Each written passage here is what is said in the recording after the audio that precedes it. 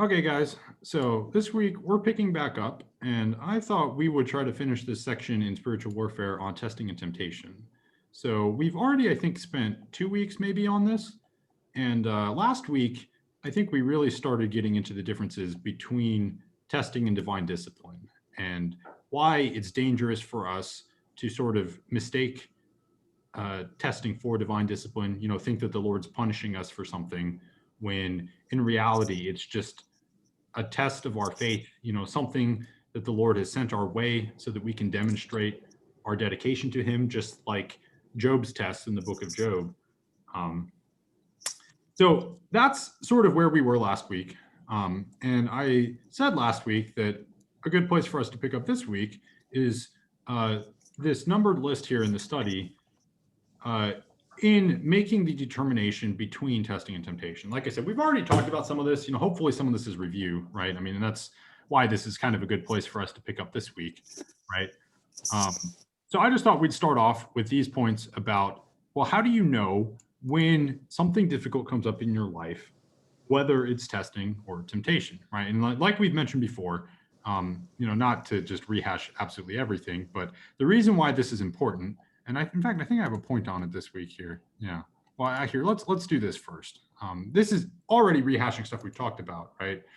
But the biggest issue with it is that when we conflate these two things for each other, we tend to blame God. We tend to think that, that this isn't fair, or that, why is this happening to me? Like that's why. But it really does seem to us as humans that if God's punishing us for something that we did long ago, then even sometimes if we feel like, we're unworthy and sinful and stuff, we get that lingering feeling of resentment, just like the sliver in the back of your mind that says, like this isn't fair, this isn't cool. And I don't know. I mean, like, I think it's important for us here not to generalize over much, because I think there's a lot of people, and we definitely talked about this last week, who just have like they're overburdened by guilt. So rather than sitting there and complaining that God's punishing them and why is God punishing me because I'm so good and all that, I think a lot of people tend to swing towards the other extreme as well, of feeling completely unworthy, and that, basically beating themselves up over things and never forgiving themselves, right? So anyway, those are the paths. Like I said, I think we've already talked about this. I mean,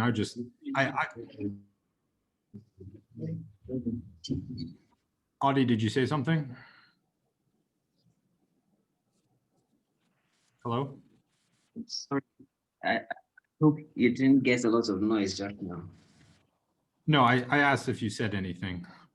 Okay, no, I haven't said anything. Okay, sorry. Yeah, well, so that's sort of a rehash here. This paragraph, I just thought important for ourselves, or important for us to remind ourselves that, we have these problematic states of mind that come about from us failing to make the distinction between these things, right? So either we get angry, we view God as unjust, and we become we blame God, or we're so hard on ourselves that anytime something goes wrong, we think it's because some sin we committed in the past, right? These are bad things for us to do. That's the consequences. That's why this is important. So picking up from there are some things that we can keep in mind, just that help us sort of the guide rails. Like, when you go bowling, you put up the rails sort of to keep yourself on the right path, right? So these are some of the principles that help keep us on the right path when we're trying to discern divine discipline from testing, the crucible of fire that refines our faith like gold or silver. So I think I'm just going to read these. We'll certainly take some time to talk about them, but I figure we'll just read them through first. So first one, God's discipline is meant for correction, not for punishment, right? And of course, scripture uses the metaphor of God correcting us like a loving father, and that's sort of the intention behind this. Well, actually, sorry, that's the second point. God's discipline is exactly analogous to that of a loving parent, so there must be no overreaction on our part or alienation from him whom we love, any more than from our parents because we were spanked as children. So point 3, all believers receive such discipline. And in fact, I think there's even another passage in scripture aside from this verse here in Hebrews that's along the lines of if we're never punished by him, that means that we're not true sons. I mean, we could look it up, but I believe there's a passage in scripture that says that directly.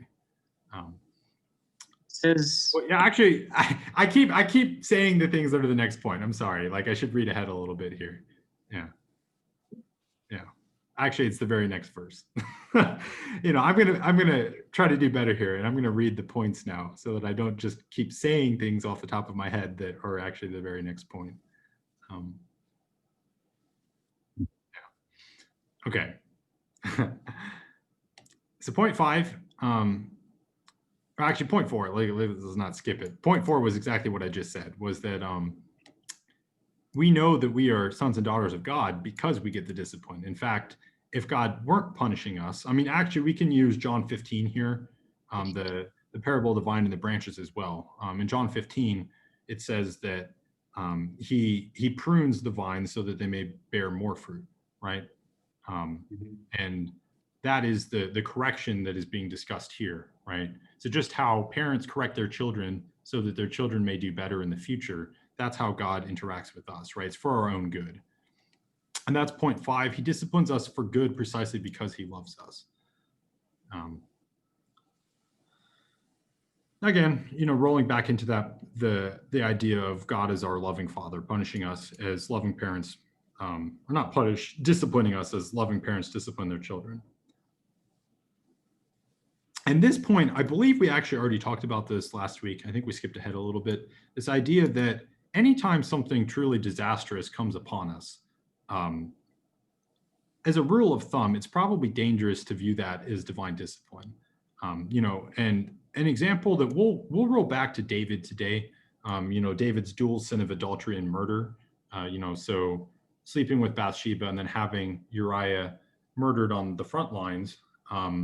David faced rather extreme consequences for this, but like I said, put David on the back burner for a sec. We'll get back to his situation a little bit later on today. But the point being made here is a lot of the times the things that are like truly disastrous, these monumental challenges to our faith, a lot of these are tests, not discipline. And something that I was thinking about, and I know we've definitely brought this up last week, I believe Audie made a point actually about this, was that God doesn't usually wait to discipline us. And so here's a paragraph that's a quote from the study directly, right? So I'll just read it. Just as it would make very little sense for a truly loving parent to wait, say, several years to discipline their child for some egregious behavior, so also our Lord is the opposite of arbitrary in all of his dealings with us. And so in terms of punishment, the whole idea behind parents punishing children is that their children learn a lesson. But the problem with delaying the punishment is that the punishment becomes unrelated to the action taken that merits it. So if your child runs out into the street, you want to make it very clear to them that that's dangerous because they might get hit by cars. But if they run out into the street and you punish them immediately, right, that lesson, like that connection is pretty clear. If they run out into the street and then you punish them 4 hours later, the child's going to have no idea why they're then being punished, right? Then it seems unfair and arbitrary. So where I'm going with this is when we have these really big disasters, right? Sometimes if we know we've done something monumental that might merit, like extreme discipline right on the heels of it, like basically we will know, right? I mean, and this is one of those things where I think sometimes we make this way more complicated than it really needs to be. Like if we have well and truly like seriously transgressed God's law, it's not like we're not going to know that we didn't do it, right? And in that case, like basically if we fail spectacularly and we have serious consequences that come right upon us, like connecting like the one to the other is not going to be hard, right? But if ever we have something that comes upon us that's seriously disastrous and we haven't just done something like of I mean, I don't want to say similar magnitude, right? Because of course God doesn't really punish us as we deserve, but like if we don't have something spectacular, some spectacular failure right before this, then it's almost always going to be testing. Like I said, put David aside for a second here. So Audie, I think we talked some about this last week. Do you want to jump in and say anything at all about what I just said? I think we may have danced around this a little bit, but it is important, and we'll sort of get back to this idea of like the immediacy of punishment and why that's important for us to keep in mind. Yeah, I suppose the main thing I would say is that Abby asked this question last week. Is there a passage of the Bible where it says that the Lord doesn't wait to punish us? Well, am I right about that, Abby?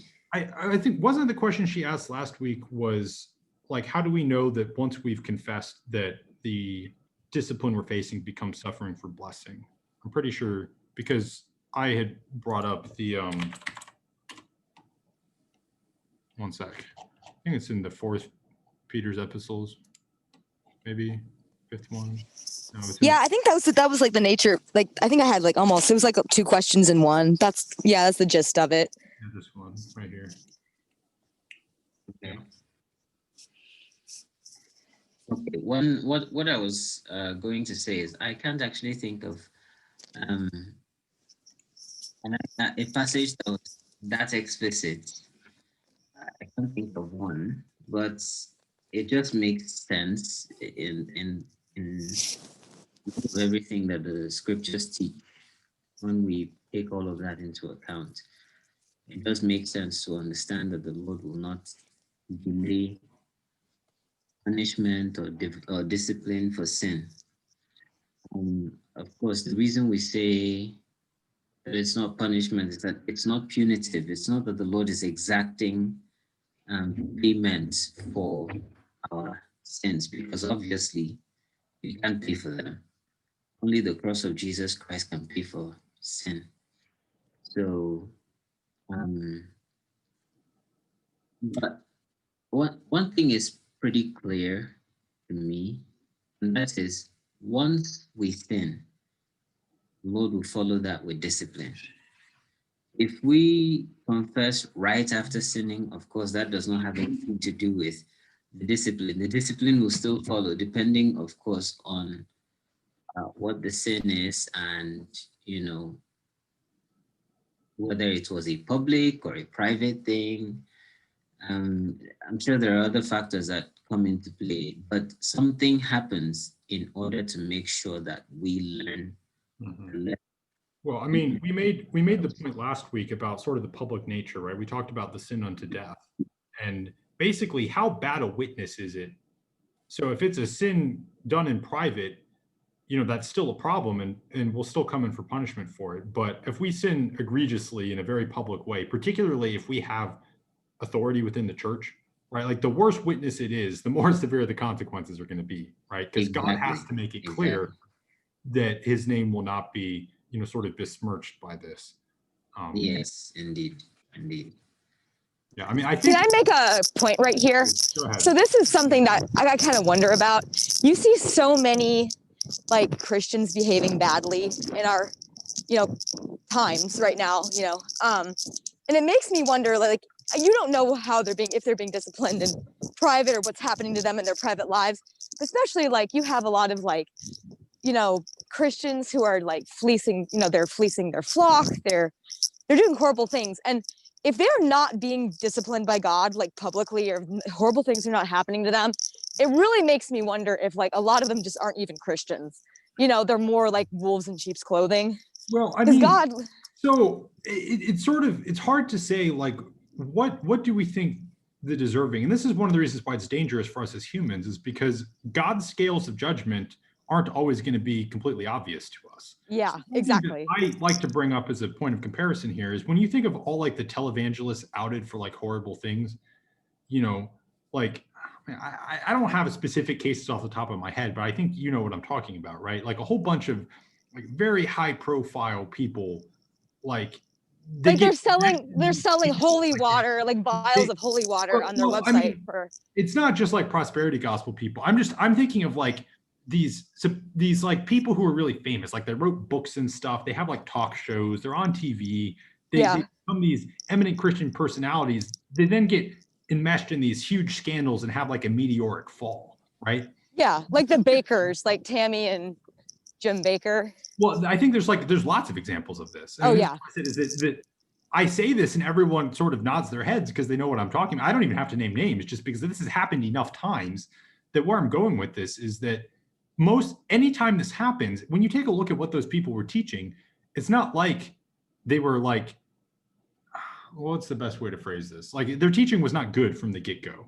Like it's not like we had, genuine Christians like teaching the truth in a responsible, respectable manner, who then just happened to, I don't know, like, be enmeshed in some scandal, sexual scandal with children or whatever. You get what I'm saying, right? Like it wasn't like they were teaching good doctrine on the outside and then doing these terrible things on the inside. So this gets back to the whole fruit test thing, right? Good trees bearing good fruit, bad trees bearing bad fruit, is that eventually these people are outed for the behavior that they were truly exhibiting, right? Like that was their true nature. It was just hidden from the public, but not forever, right? God brings them to justice. I mean, and when you think about this, the tendency, and I've always been amazed by this. I think we've perhaps touched on this before, that some people's response to this is to say, look how bad Christians are, right? And the response that we should take to this is, well, gosh, we should be real scared because these people claim to be Christians and yet obviously they weren't, right? Like it should like cause us to reflect a little bit about, well, not all Israel is Israel, right? I mean, not in that like we need to be unsure that we like sneeze the wrong way and we lose our salvation, but all I'm saying is that rather than these examples that I'm talking about here, like being like, I mean, they are a bad witness, right? Because these people claim to be Christian, but really what it shows more is just how very little just that declaration means, right? Like you have to watch people and what they say and what they do. And anyway, why I was bringing all this up, right, was we were talking about like sinning in a public way, God will he won't let it stand, right? In all before we move on with that, yeah, go ahead. Just a word about the question that we've been addressing as well. On the one hand, I think Job's experience makes it like abundantly clear that it would be wise for us to not even speculate as to why a person is either going through an experience or not having a certain experience. The scriptures actually tell us in 2 Corinthians, I don't remember the chapter or verse, but it must have been chapter 3 or 4, that henceforth we know no man after the flesh. So we're no longer just judging by the things we can see. We don't look at a certain person and say, if they're acting this way and they're not suffering in a way we can see, maybe they're not believers, or they are suffering, so maybe they're really believers who are just sinning against the Lord. Unwise. I'll point out something. And now we know that from the example of Job, like I said, but there's another very interesting example. A lot of believers, including myself for a long time, were very misled about that too. We all remember that the scriptures taught about Saul, the king. We heard that the Spirit of the Lord departed from him and the Lord sent an evil spirit to torment him. We heard that the kingdom was taken from him and given to David. We heard that he went to war and he died in battle. To be honest, I didn't actually notice the significance of what Samuel said to him, that by this time tomorrow you and your son will be with me. I didn't notice the significance of that until I got to Exodus. I thought that Saul was an unbeliever. I didn't think for a moment that he was a believer. Now, this is for someone who is actually reading the story. Someone who had been there might not have quite noticed the sufferings that Saul went through. For example, the evil spirit that was sent to torment him, I think that we here understand that meant that he was suffering from depression. He was suffering from mental issues. Emotionally, he was imbalanced and he was troubled in a way that if it was today, we would think that he had a mental problem. That's what and in fact, he did. Well, I mean, also the paranoia with respect to David is very exactly, and all of that is tied to the fact that he had this evil spirit sent by the Lord to torment him. But you see, this is not an obvious thing. I'm sorry. So he didn't have an obvious problem that you could, an obvious suffering you could actually notice. You'd have to be close to him to see what he was suffering through, how his mind was breaking under the stress he was taking from the evil spirit that the Lord sent to torment him. So likewise, a believer can actually be going through discipline and you might not even know that he is. You might not know. And an unbeliever might be suffering and you would think that that is proof that he's a believer because he's going through something because he's sinning. No, not necessarily. Mm-hmm. We don't judge by the things we can see. We judge by faith. And faith is essentially saying if the Bible says it, then it is true. And that's the end of that. And if the Bible does not say something very concrete about a person's spiritual state, then we make no assumptions about a person's spiritual state, regardless what we see. We know that the believer, anyone who very much what you're saying here. I don't think it's completely improper for us to say. I mean, I was more heading off the question of, like, basically God doesn't let people get away with things. So even like these very well-known people, like, ended up losing everything, right? Like they didn't just get away with it. That's where I was going with this, right? That like God took away their reputation. He took away their shiny, their like basically the glamour, the facade came off these people, right? Like, so they don't just get to sin with impunity, and like God's justice always comes, right? That was more the point that I was making. So yeah, but there is a reason that I sort of I wasn't actually responding to that directly, but now I will. A lot of people are out there pretending to be believers and teaching all sorts of things.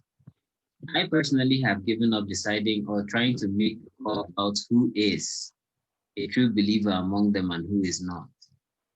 Because I'm persuaded that some of them are believers and many of them are not believers at all. How can I tell the difference? It really doesn't matter. If anyone makes a career of teaching lies to the church, it doesn't matter if they're believers or not. I don't want to have anything to do with them. I will encourage others to avoid having anything to do with them. And then too, I know that they will also suffer the just punishment, the just reward for teaching lies to the church. And think about this too. The scriptures say, him that destroys the Lord's temple, the Lord himself will destroy. And I don't see anything in that actually making a difference between believers who are teaching false doctrines and unbelievers who are teaching false doctrines. Both of them are accomplishing the same thing. They're attacking the church and they're hurting believers. And in Luke, I believe 16 or 17, where the Lord Jesus actually said that the person who causes any of these little ones to stumble, his fate will be worse than someone who had a millstone tied around his neck.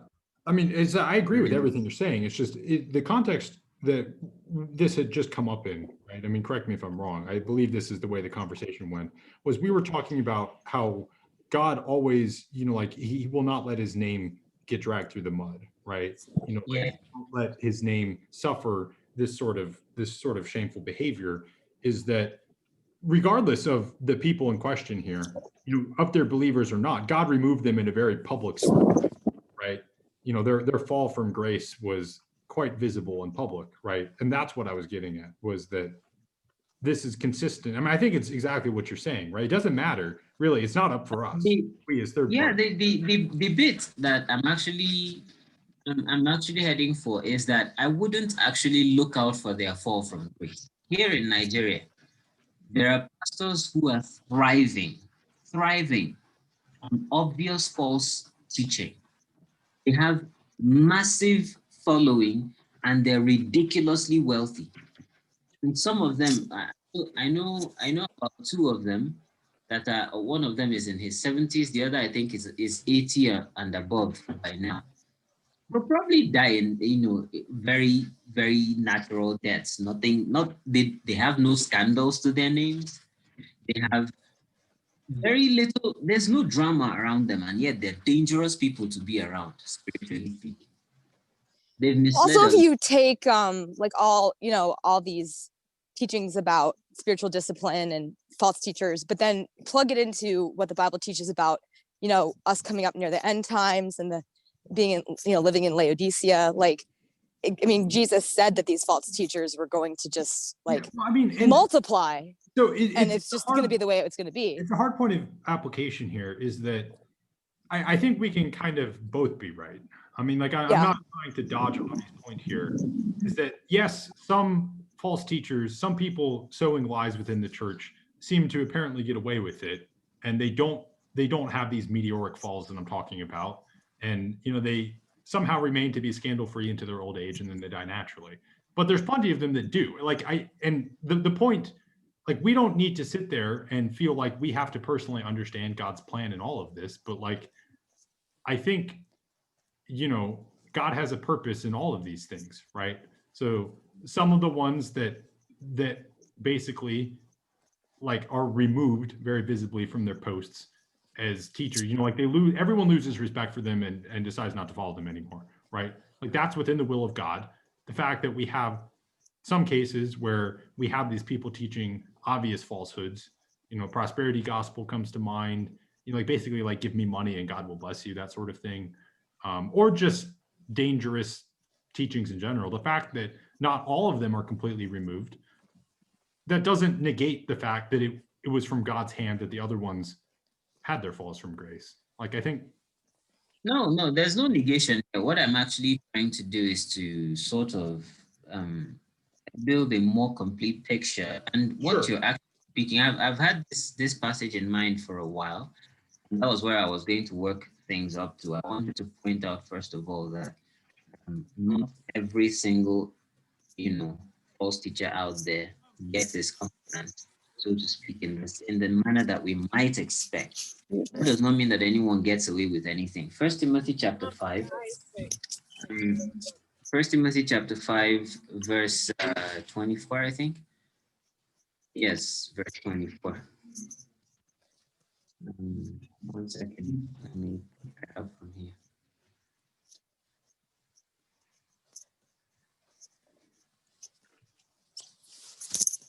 So it says, some men's sins are clearly evident, preceding them to judgment, but those of some men follow later. I don't remember. I remember which version of the Bible that put it in a way that was a little more graphic. It may be KJV, I'm not sure, but even this one that you have up here, I think this is NIV, also puts it in a way that a little. The sins of some are obvious, reaching the place of judgment ahead of them. The actual implication of this is that some sins are punished right here on earth, as in the punishment for them begins here, as in judgment is made of them before the person even dies and goes to the Lord. That's what that is saying. And then other sins that the Lord is like, fine, give them as long a rope as they need so they can hang themselves. And then when they stand before the Lord, that's when they get their comeuppance, right? I mean, and I think a big part of this, now, I do think Abby's point of mentioning Laodicea is actually really important, because this gets to the whole supply and demand bit of Bible teaching, right? Which is to say, we are given the teachers that we deserve, right? So most people aren't interested in hearing the truth. So the fact that we have false teachers popping up like mushrooms, like, is completely in keeping with that. Do you see what I'm saying? Yeah. Like, so in times and places throughout history where there was greater dedication to the truth, people wouldn't have stood for this nearly as much. You know, think like many churches in Philadelphia, you know, maybe like late 1800s, say, you know, end of that era, right? Like a lot of what gets taught in mega churches and draws the big crowds and like the high emotionalism and all of this, like, would have been shut down immediately, right? Or Yeah. you know, like, it different time, different place, right? And in fact, I think so, to this point, that we have these people who, by all, you know, material means, seem to prosper, even given the fact that they're leading the church right down off a cliff, right? Part of that is exactly due to that. That's what people want to hear. So even if it wasn't that person specifically, those people would just find someone else to listen to that was teaching them astray, right? God is using false teachers, you know, to separate the wheat from Well, the chaff. Like it's the way he's going to use the Antichrist, you know, to basically show who really belongs to him and who well, doesn't. you know, all of those passages that sometimes confuse people, you know, like that, about to who him is given some, like even more will be given, and to him who has nothing, even what he has shall be taken away. Do you know what I'm talking about? Mhm. That's exactly what we're talking about right here, right? You know, like people who want nothing to do with the truth, God leads them farther and farther astray, right? Yeah. He gives them over to their own choices. You know, that Yeah. metaphor of giving us enough rope to hang ourselves with, yeah, that's exactly what's going on here. And if you look at this, it's the same pattern. The opposite of this is the red hotness, right? If you look at the spiritual growth of people who are on fire, it doesn't tend to be straight linear. It tends to be almost like x squared, if you will. You know, if you think of the graph, the slope gets steeper as you keep going, right? You faster and faster. Basically, prior spiritual growth, prior spiritual knowledge, it's exponential in how it grows, right? The more you know, the more you apply to your life, the faster you go, right? You see what I'm saying? And so, like, some of these, why are these false teachers still around? Why hasn't God taken them out yet? You know, if you ever wonder that, I mean, I'm not saying that even it's for us as humans to know this, because of course we're going to miss big important parts of God's plan because we're so small. But like, Laodicea is part of the answer to this question. But all the same, sometimes God does take them out. So, you know, either circumstance, things are proceeding exactly according to God's plan. It's just depending on, you know, like what his purposes are, right? I mean, I don't think we need to like really belabor any of this. You know, it's just, no.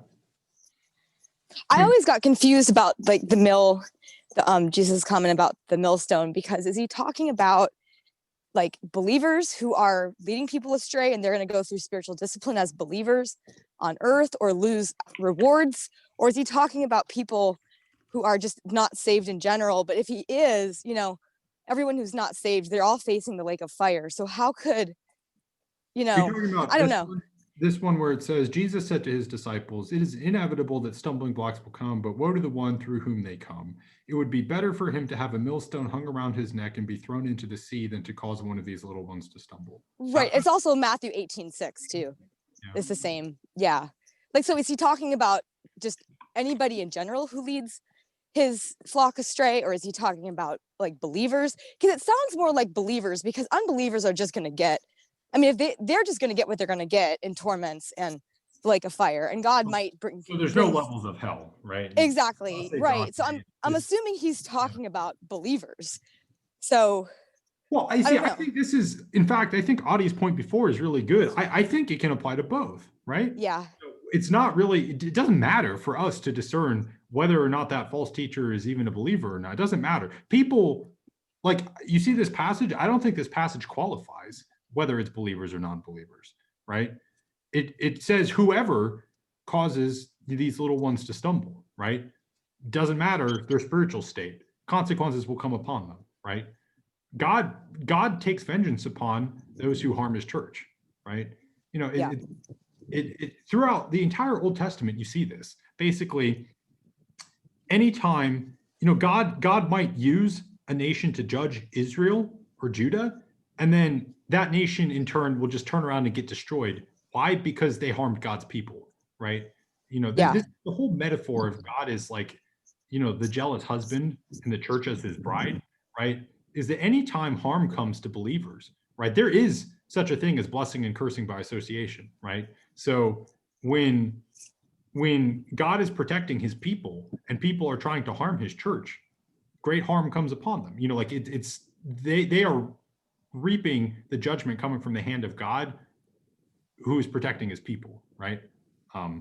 So, I mean, Audie, you can chime in too, but my sentiment on this is that this verse applies equally to unbelieving people and believers who are just sowing lies within the church, is that these nasty consequences are going to come for both of them.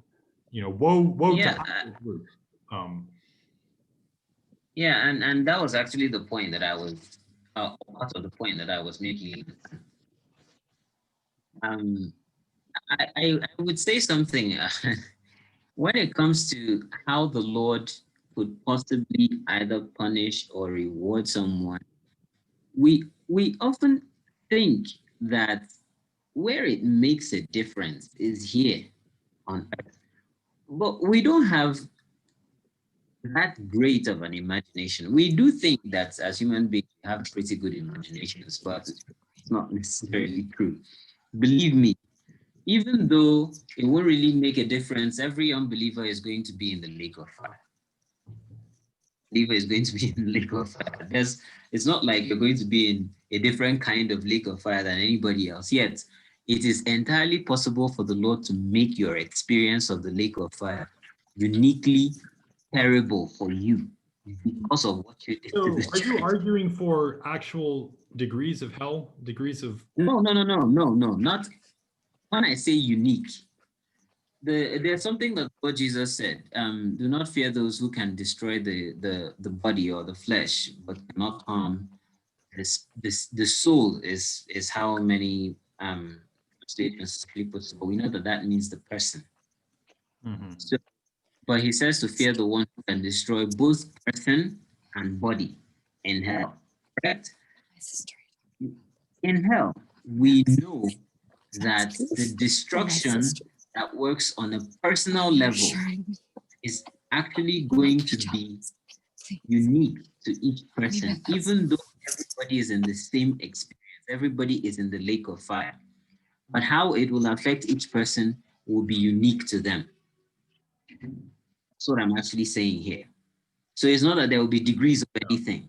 Well, but the degrees is dangerous, because I had, you know, for quite a while, this bugged me, you know, this idea that people who seem to be worse on earth won't have it worse in eternity. Like, you know, like the whole nice unbeliever problem, right? You know, like, Yeah. why is my unbelieving Oh, even brother, who's like a pretty decent, upstanding human being, why is he going to suffer exactly the same fate as the Hitlers and Stalins of the world, right? yeah. So There's no, I will say again, there's no degree. There is not like this person will have a worse experience of the lake of fire than that person, but each one will have a unique experience of it, and it will be. Some of what will come of this is that the great judgment, right? So not the judgment of the church, but the judgment of all people.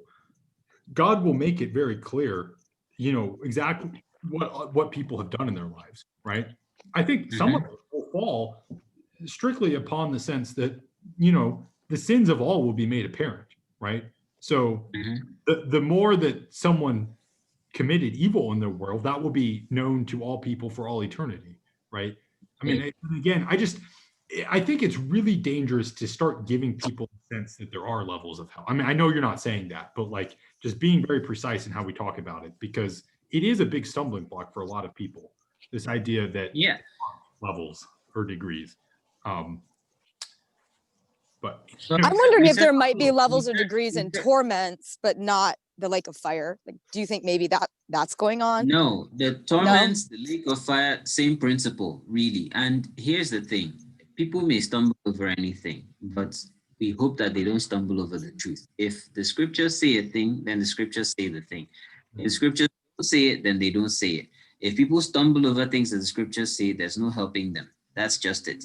So here's the thing. We know from the scriptures that from Revelation 20, I believe, Revelation 20, that everyone whose name is not in the book of life will be in the lake of fire. We are given no reason to think that there will be any degree of punishment, some people suffering more than others. We won't get anything of that sort.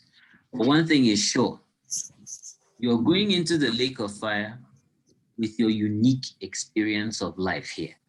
In fact, I consider the fact that when anyone ends up in the lake of fire, they will end up in the lake of fire fully aware of how they ended up there, which is part of the reason for the whole gnashing of teeth and how's it put it? There'll be weeping and gnashing of teeth. So it will be because they knew what they gave up, what they did. And certainly, if you were one of those who put the church through that much trouble with false teaching, you will be in the lake of fire, carrying the burden of that guilt with you, which means it's going to be very unique to you in at least that way. Well, I mean, so here's how I always explain it to people. Christ died for the sins of all on the cross, right? If we're talking in a legal sense, that was the whole point of his sacrifice. That's why it's so momentous. He died even for the sins of people who will ultimately choose to reject him.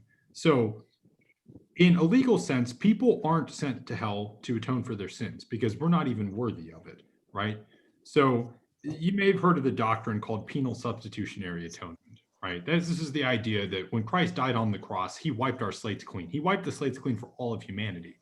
So people don't go to hell to get punished, right? People go to hell because they're separated from God, because they chose the path that does not involve God, because that's what they truly wanted in their heart of hearts, right? So people aren't paying for their sins in hell.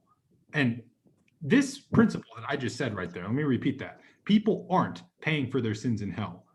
That principle is so misused in, like, I don't know what the best way to call it, like popular representations of hell, perhaps, right? You know, if all of the underworlds in mythology, people were paying for their specific sins, right? The Tom and Jerry cartoons where Jerry dies or Tom dies and goes to hell, and all the demon cats are like tormenting him.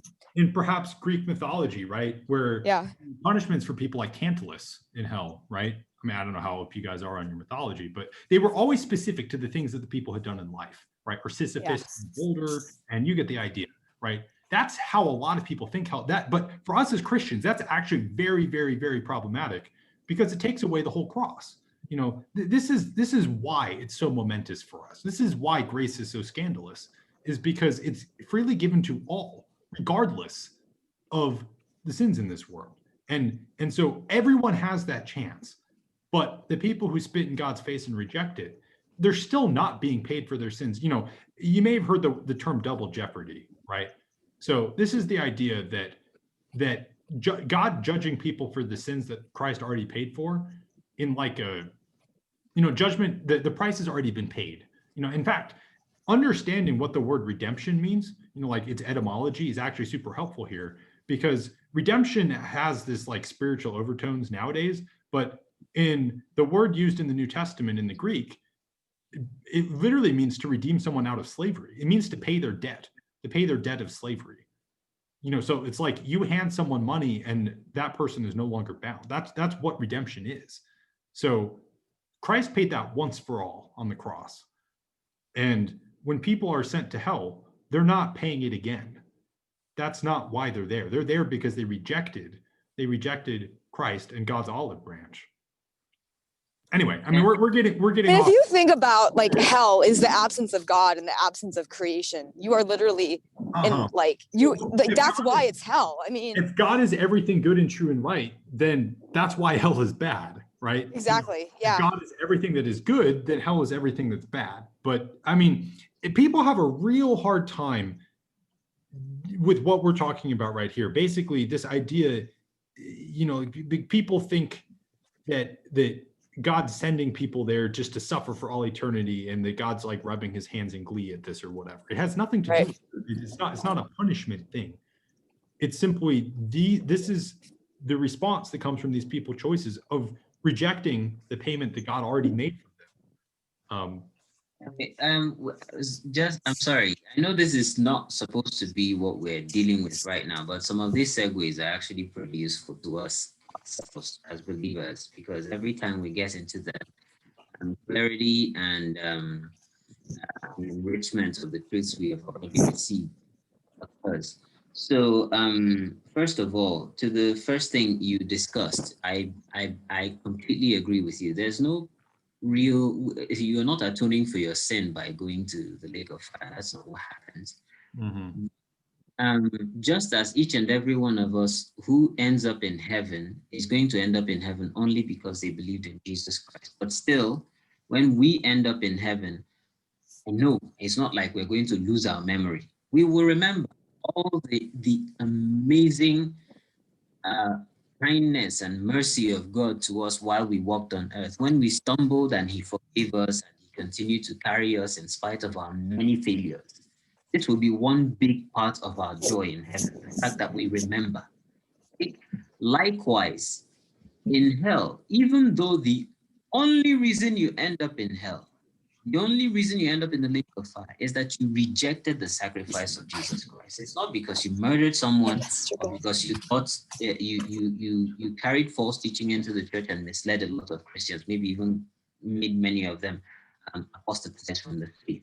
That's not why you're in hell. You're in hell because you rejected the sacrifice of Christ. But that rejection is the reason that your sins remain with you. You remain guilty before the eyes of the Lord, not because the Lord has not provided forgiveness, but because you did not appropriate that forgiveness. So you're carrying your guilt with you. It becomes part of the punishment that you suffer in the lake of fire. And yes, I said punishment because the lake of fire is punishment.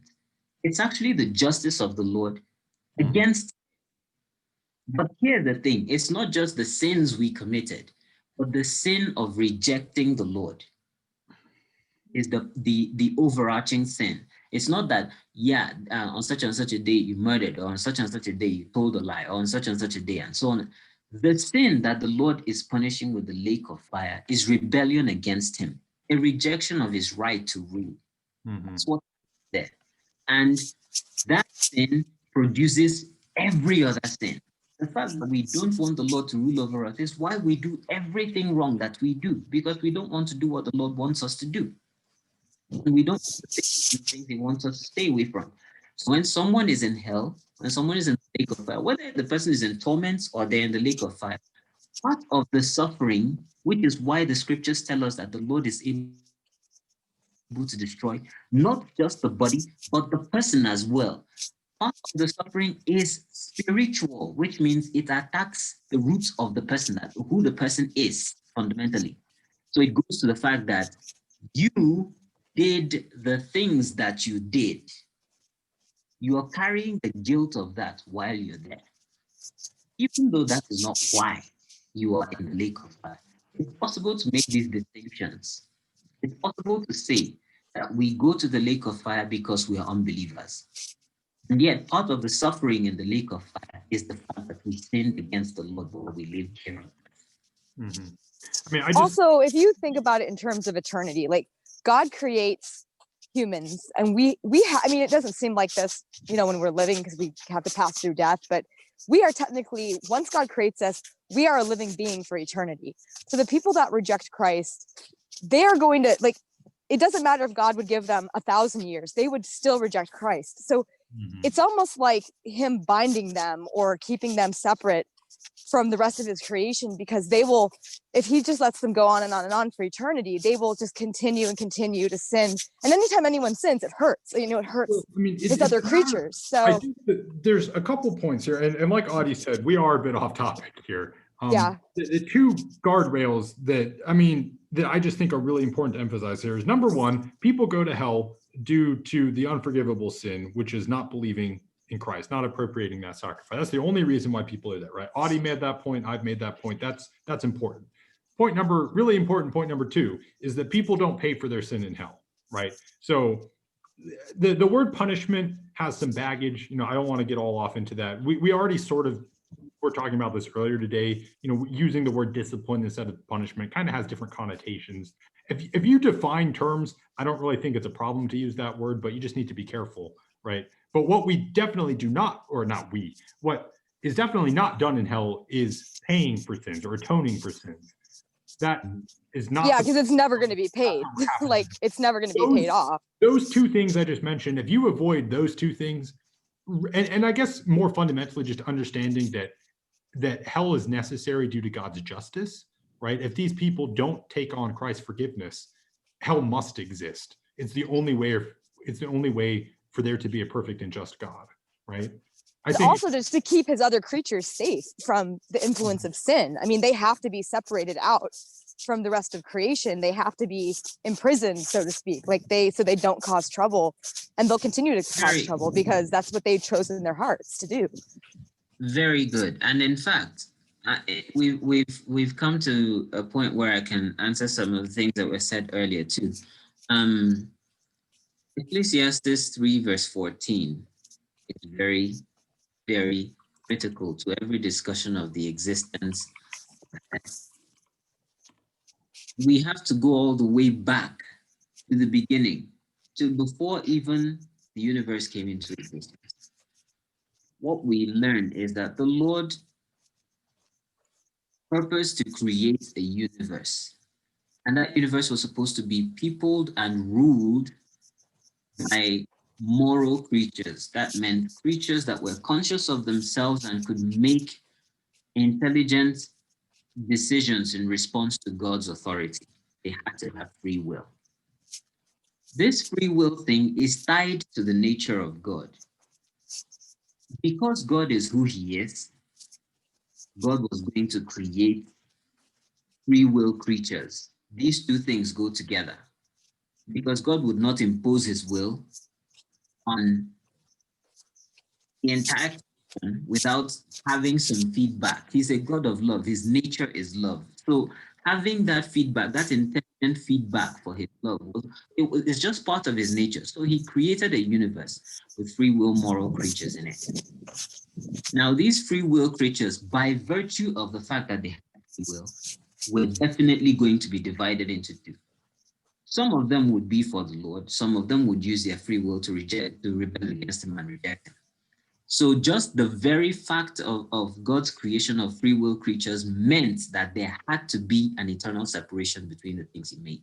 Mm-hmm. And since we know that God created the universe in order to have a family, these free will creatures were going to spend eternity with him. None of them was created to be destructible. Everything God made from start to finish is indestructible. Nothing is ever going to go out of existence, and nothing can be added to the things that God has made. I mean, the heavens and the earth will be remade, completely different universe, not tainted by sin. In fact, if you use the word resurrected, you would actually see that nothing ever goes out of existence, not even the earth that will be destroyed, just like our own bodies are destroyed when we die. Over time, they decay and fall to pieces, and it's like our bodies have been destroyed. But we are resurrected. Even the unbelievers are resurrected as well. So we know that God created everything to last forever. And the reason he created it that way is because he's going to last forever. So having a perfect universe that is in perfect fellowship with him was the idea. The problem, of course, is that the existence of free will meant that some of the creatures he made were going to fall away. Some of them were going to rebel against him. And because they were going to rebel against him and still live forever, there had to be a place where they would be. So heaven, the separation of the new heavens and the new earth and the lake of fire, these things they are wired into the very meaning of existence. It's impossible to have existence, to have creation, to have the universe without having these things as well. Well, with a just God as the one in control, right? Absolutely, because the whole business of God's justice. Who put up this wall of the unfairness of hell, from the human perspective. I'm not saying, of course, hell is not unfair, but a lot of people take issue with it along these lines. When we talk, just as in terms of Audi has, you have to have this in the back of your head. This is the context in which hell is established, right? People put on their blinders and they miss everything that Audie just said about, because it's not just humans in the lake of fire, by the way. You know, we have Christ thrown in first, but also Satan and all the fallen angels, right? It's creatures with free will who choose against God. That is the set of people who end up in the lake of fire. And their condemnation, from the second that God put in motion the creation of the universe, their condemnation was already decreed, right? You know, nothing happens that God is not already aware of, but the very fabric of creation, like Audie said, is like it's foreordained, right? All people who choose against God will end up there, you know, down to a person. Yeah. Okay. I think people think hell's off. unfair because like people will, like they think, well, these people who are going to go to hell, they could change their mind, or, but like it's like, you know, like we've been saying, like whatever decision they make, they would make that for eternity. Like they would make that same decision to choose against God over and over again. So I think that's why people think it's unfair. I think it may be somewhat simpler than that. People hate the concept of having to suffer for their choices. They hate having to answer to an authority outside of themselves. And I'm not joking about that. But I'm not talking of just hating to answer to the Lord. I'm saying hating to answer to any authority whatsoever. We see this in children inside homes, families. We see this in wives and their husbands. We see this in citizens and the police. We see this in citizens and the authorities over the police. Human beings have a natural desire to rebel against authority. How is it right, we ask, that you get to decide what happens to me because of the choices that I make? This is something, and the atheist is the one who takes it to its logical conclusion, rejecting the existence of that authority and therefore rejecting any possibility of them being responsible to anybody. That's what happens. So it's not so much that they feel that hell is unfair. They simply hate the fact that they don't have the control over reality to decide the existence of hell or not. Hell exists to answer to our choices.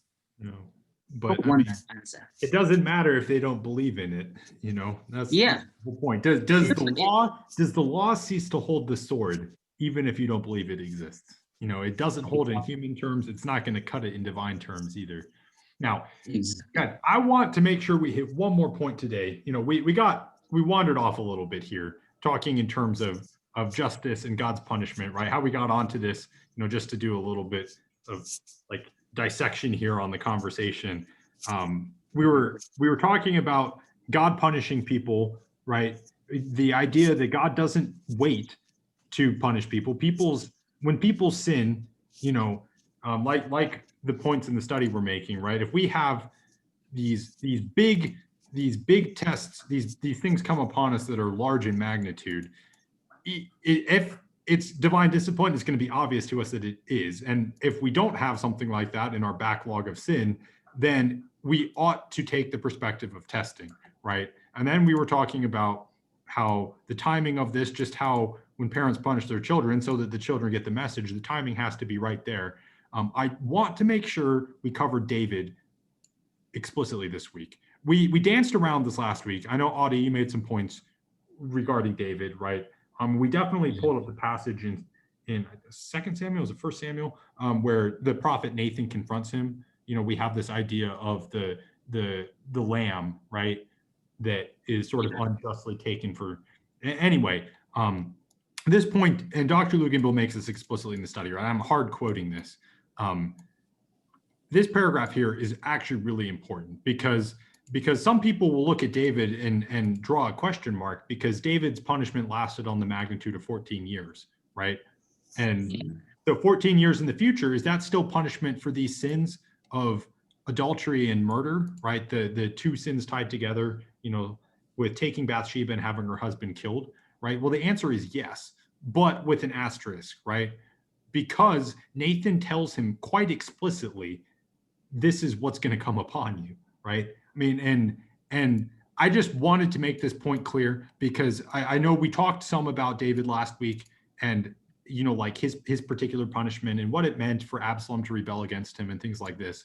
But some people might be tempted to say, oh, well, David's case, you know, I'm making like a specious argument here, right? Some people might say, well, look, David was punished like years and years and years after he did something wrong. So like maybe the bad stuff happening to me now is because of something I did 5 years ago or something, right? The reason why that doesn't hold water is because the prophet Nathan told David very explicitly, this will be your punishment. So David knew, he knew years and years down the line when these things were happening, he still knew that it was related to this. Why? Because God told him so.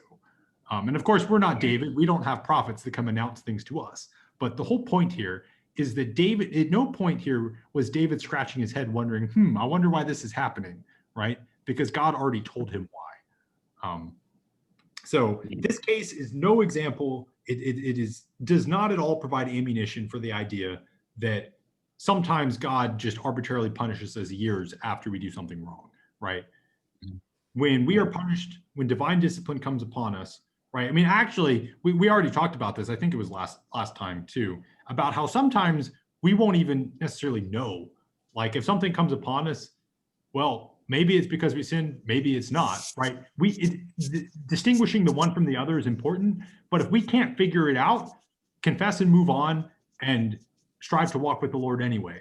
You know, like we were going to get there. I mean, we're running out of time this week, but I just wanted to bring back up David. Adi, you're welcome to chime in with any other thoughts you have on this. But you know, again, we danced around this example in particular a little bit, and I wanted to make sure we hit home very hard the point that this is not in any way giving fuel to the idea that God sometimes just arbitrarily punishes us years and years and years after sin, because David knew it was connected.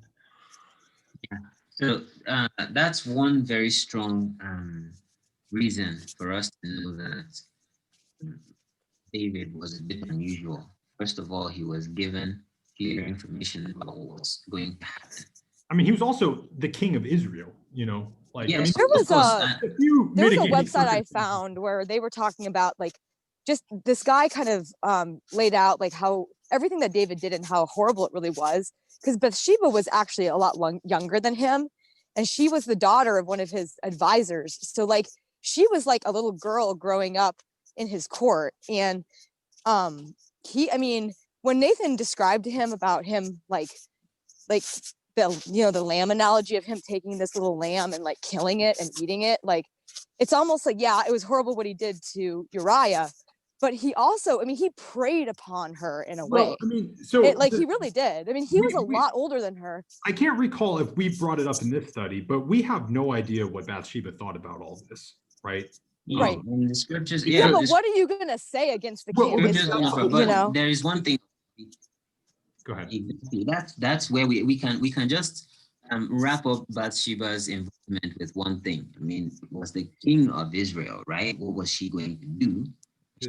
No, but it doesn't matter. Well, when I say it doesn't matter, the thing is, this was the king of Israel. He was also a prophet, and he was experienced with the Lord. He was a mature believer. So if you put those three things together, also you would know this was not actually a public sin, so to speak. David did everything on the down low. He kept it very, very private. It was a secret. Many people didn't know what happened, you know. Which of what Nathan told him, you did this thing in secret, but the Lord is going to do what he's going to do to you in public, open to everyone. I mean, but there are three. Okay. So some people, and I think the point that Audie just made, you know, that quote from Nathan is important, because if you look at the optics of this from the nation of Israel, David just acquired another wife, right? Like only the people who knew Bathsheba and Uriah might, I mean, even some of them would have said, oh, this is tragic, but like Uriah died on the battlefield, right? So the murder that David committed, so, you know, maybe only a small handful of people really knew what happened here, right? I'm sure people speculated. I mean, just the timing of the baby, people would have had to have speculated. That's why he had Uriah killed. because the baby. Yeah, Like, but okay. I'm sorry to actually sort of pull things back. First of all, is that David was told what he was going to suffer because of how terrible this thing was, and it was terrible, including because he preyed upon Bathsheba, and because, of course, some people did know about what happened. But the three things that we know for certain would set anybody up for a major discipline from the Lord for anything is: one, the fact that he was the king of Israel; two, he was a prophet; three, he was a mature believer. So in many ways, he was an icon. And if he set an example for people that went in this direction, then it was going to be harmful for everybody. He had many people under his wings. Imagine that, and you're taking shade under a tree, and it's struck by lightning or something. You know that you are not safe. The tree is no longer safe. It is hurt, but so are you. You know, so it's likely it's the exact same thing that happens with David. So this is one reason why things come to him as they do. The second thing that I would say about this is that there wasn't really such a delay. It was just that. In fact, as far as from my perspective, from where I stand, right, there was no delay, because right after he sinned, the child that was born died. Within the same year, Amnon raped and killed Tamar. Within, was it 2 years of that, Absalom killed Amnon, and kept stretching. If you actually read that, I think it's about 3 chapters or so, Second Samuel, what you see is event after event, even though it was happening with breaks, like you see in the course of time, Amnon, you see 2 years later this, and so on and so forth. But things were happening, and they were all tied together. It was like a string of occurrences within the same sort of timeline or something. Something was playing out, and it wasn't finished. So it's not as if he didn't know. But even if it was the case, just like it happened with Moses, Moses actually had a suspended sentence as well. Mhm. In his own case, he sinned against the Lord, and the Lord said, "You will not enter, the land of Israel, not enter the promised land." The Lord said that clearly to him. Nothing happened to him for maybe years after that, until they were right on the edge. They actually got to the Jordan, or close to the Jordan, a position where all he had to do was to cross. The Lord didn't let him. He died there. But he had, the Lord had given him that information right ahead of time. He kept praying to ask the Lord to overturn the judgment, but the Lord didn't listen to him. So likewise, the Lord can, if you will, put a suspended sentence in place. And if he does, he will let you know. But in our case, we know it's, well, I wouldn't say that it's unlikely that the Lord would actually say that to us. I don't think the scriptures actually say that. But well, we can't rule it out completely, but I mean, you have to be taking a pretty big step to say, God personally informed me that the bad things happening to me right now are divine discipline. Yeah. Most of the time, I would be pretty leery of saying that, claiming that. Yeah, I mean, if anyone were to say that to me, I would ask them why they're telling me. Maybe the Lord did tell you, but it's not right, relevant information to me in any my business. I mean, we've been talking here. I mean, this is why I want to be careful. Is that the examples we happen to pick here on divine discipline, like you said, Moses striking the rock at Meribah and David's punishment. These are two of the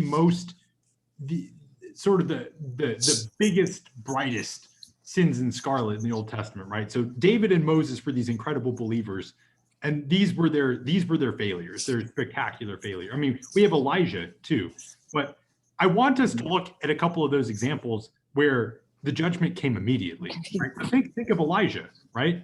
You know, when Elijah was in the cave running away from Jezebel, right? That was pretty immediate, right? God's rebuke of him came immediately. How about Zechariah, the father of John the Baptist, right? Remember when the angel tells him that he's going to get president, and he laughed and said, "What?" Wait, was Elijah's kind of punishment for fainting is God taking him from the earth sooner, like his ministry, like kind of cutting his ministry short? Like, I thought that's what Dr. Bougainville teaches. Wait, I'm not really sure. No comment. I'd have to look at that. I think that's what Dr. Luganbill says, because I think Dr. Luganbill makes the point that like Moses and Elijah both come back during the tribulation because they both spiritually fainted really bad. Like at the end, towards the end of their ministries. Yeah. No, I mean, more where I was going with this was that when Elijah was in the cave and the Lord sends all these things upon him, Elijah's was right then and there. That's what I was getting at. And then the other example that I just brought up of Zechariah, right, the father of John the Baptist, is that he was struck mute right then and there. You know, like the angel tells him, because you have not believed, therefore this will happen to you. There was no delay.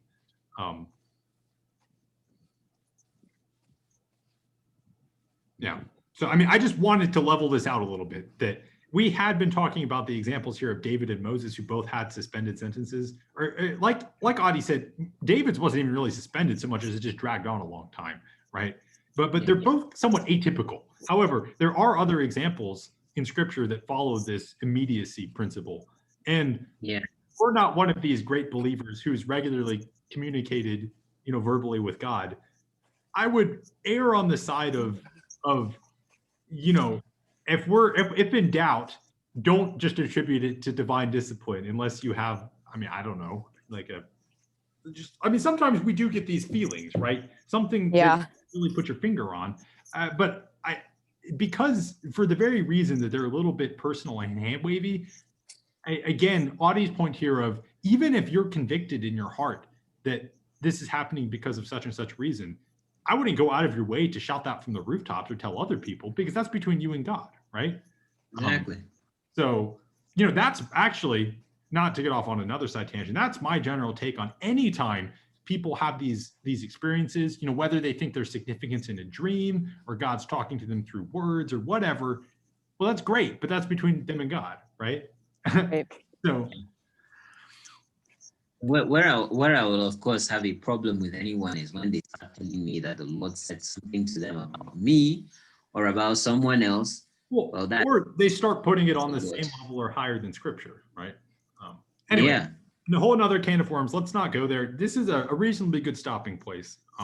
We've cleared up the whole David's situation's a bit exceptional, and that there are examples of this immediacy. And at any rate, we're not David, so you know, like all of that. These were just some caveats I wanted to stick in place here.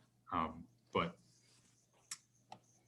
all right, well, a little bit more to talk about in this section, but we've hit a lot now on this idea of testing and divine discipline and God's judgment of us thereafter, and what the point of it is, you know, God disciplining us as a loving father and all that. So we'll pick up. I think we won't have to spend all the next week on this. I think we'll get through this particular section here more rapidly, and then talk a little bit more about sort of the final exams of tests, if you will, in the Christian life. And then we'll get into the actual, you know, section on spiritual warfare. Okay.